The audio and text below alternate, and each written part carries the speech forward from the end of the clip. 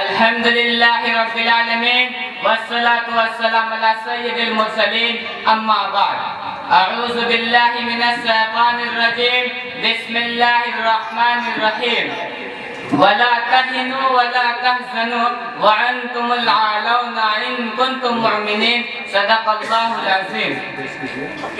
میں نہ عارف نہ مجدد نہ محدث نہ فقیر، میں نہ عارف نہ مجدد نہ محدث نہ فقیر، مجھ کو معلوم نہیں کیا ہے نبوت کا مقام۔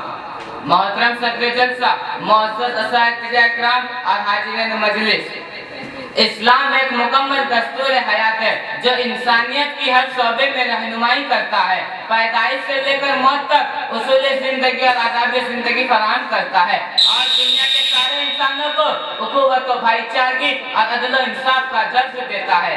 اس وقت پوری دنیا میں ہر طرف ظلم و ستم کا بول بالا ہے۔ اہل کفر کو گوارا نہیں کہ اسلام کی امن و امان اور عدل و انصاف والی تعلیمات عام ہو، ہمارا ملک امن و امان کا گہوارہ بنے، اس لیے وہ اسلام اور مسلمانوں کے خلاف مسلسل تدبیروں میں لگے ہوئے ہیں۔ دشمنان اسلام دینی حق کی سما کو اپنی پھوکوں سے بجھانے کے در پہ ہیں۔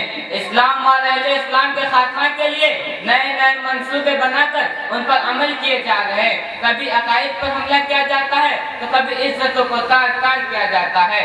ستم ظریفی تو یہ ہے کہ مظلوم کے قتل پر آسمان و زمین، چاند سورج بلکہ کائنات کا ذرہ ذرہ گواہ ہے۔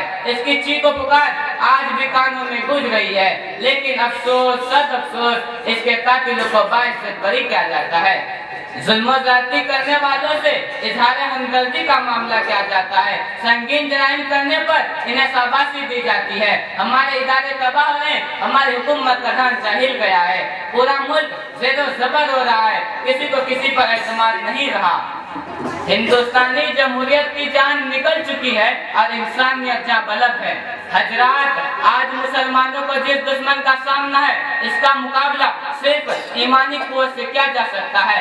آج ہم کہتے ہیں حالات بہت خراب ہے، جبکہ حالات کم خراب ہے۔ حالات سے زیادہ ہمارے اعمال خراب ہیں۔ اگر ہمارے اعمال بہتر ہو جائے تو انشاءاللہ ہم کامیاب ہوں گے، کیونکہ اسلام کی فطرت میں قدرت نے لچک دی ہے، اسلام کی فطرت میں قدرت نے لچک دی ہے، یہ اتنا ہی ابھرے گا جتنا